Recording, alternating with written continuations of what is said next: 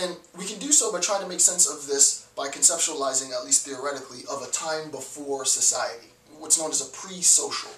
Right? We can try to talk about a time sort of before society, a conceptual time before society, just as a theoretical device to try and make sense of how is it that we got to this place where we have so many imbalances?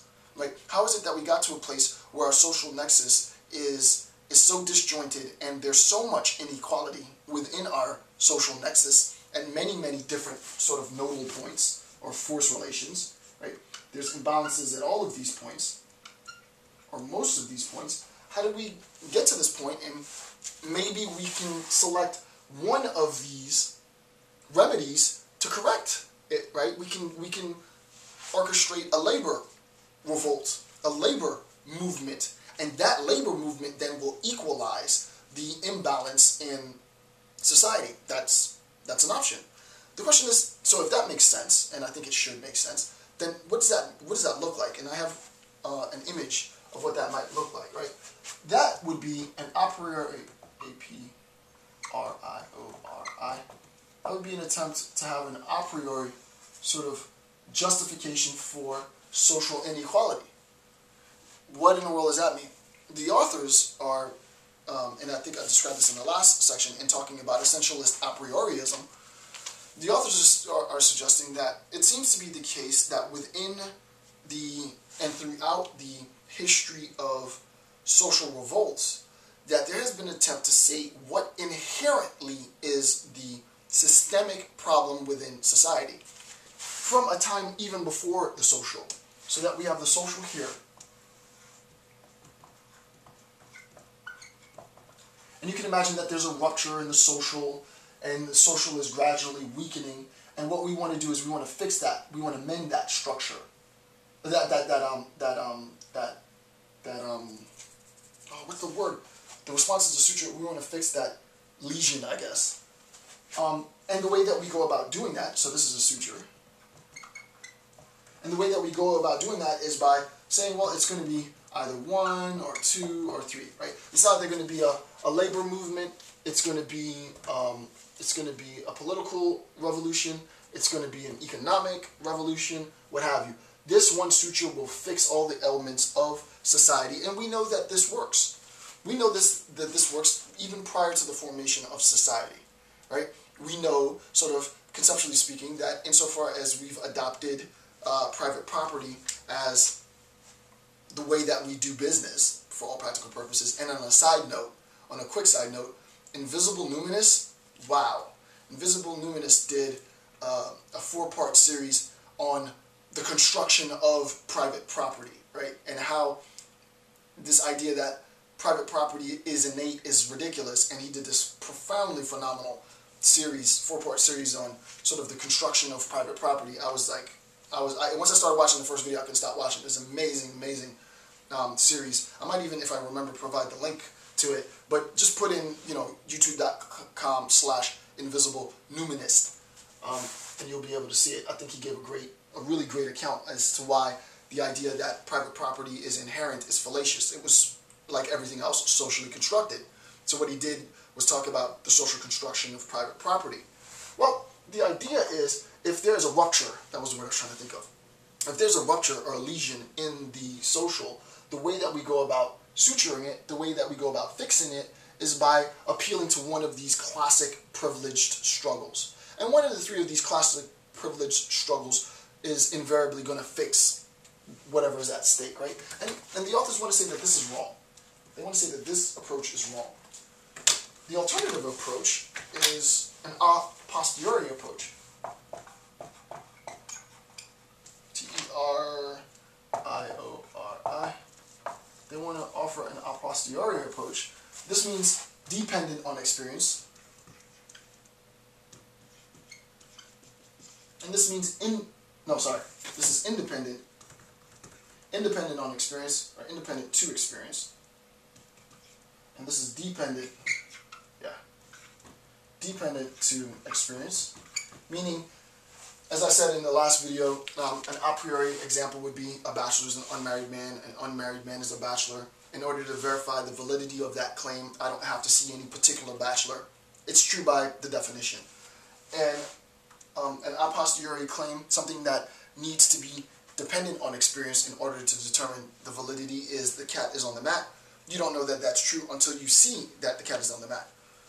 If you take this idea with respect to the social then, we recognize that there are infinite many problems that could arise. Injustices, imbalances, inequalities within the social. The way that I put it is an infinite many potential antagonisms.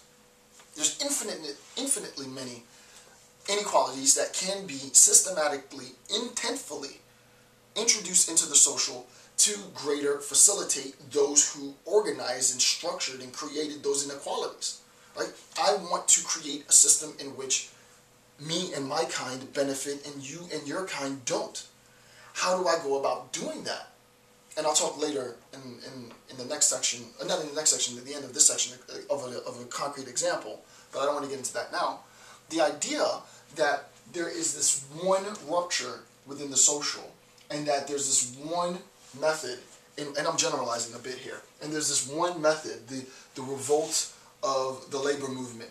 The labor movement's revolt, the labor movement's movement is the movement that takes primacy over all movements, and solving the disparities and the inequalities within the labor movement will facilitate all other movements. That's not going to work, right? The authors are saying that this is not going to work because the nature of the inequalities, social inequalities, are so multifaceted that it's going to require an equally flexible and equally multifaceted social revolution to address all of the many, nearly infinite points of, not infinite, but all of the many points of inequality within the social sphere. Right? So that's what we want to do. Not this, but this. Okay. Now, again, still a little heady.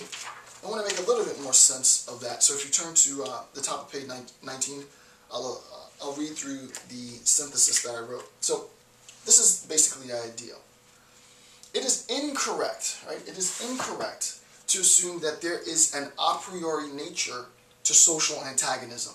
Basically, that means it's incorrect to assume that prior to the formation of society, there are already sort of a toolkit of tools that can be used, social services that can be used to alleviate problems within the social prior to the formation of society itself.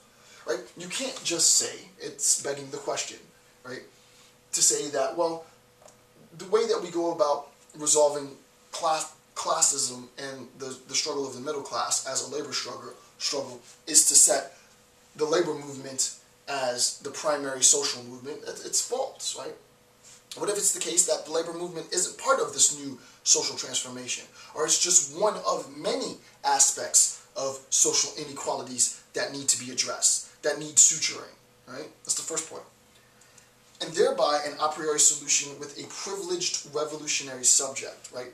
If we have a privileged revolution, then obviously, and that revolution being, let's say for example, a struggle, an anti-capital socialist struggle in an economic sense, then insofar as I am a communist, I'm anti-capitalist, well, the revolution would privilege my subjectivity.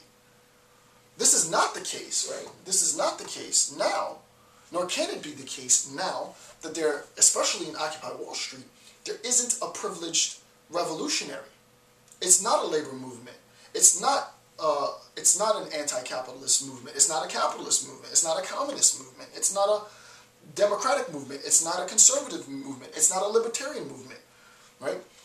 It's a little bit of all of these things, right? Because the individual constituency of the Occupy Wall Street movement is so diverse, and people think that that's actually a detriment, and I'm going to demonstrate in a little bit why it's not. Okay, so that we have, under the old model, a revolutionary subject, the laborer, the statesman, etc. That is, the suture, or the fix for social oppression in the old model, right, isn't something that is determined, well, should be in the new model, isn't something that is determined pre-socially, right? You can't determine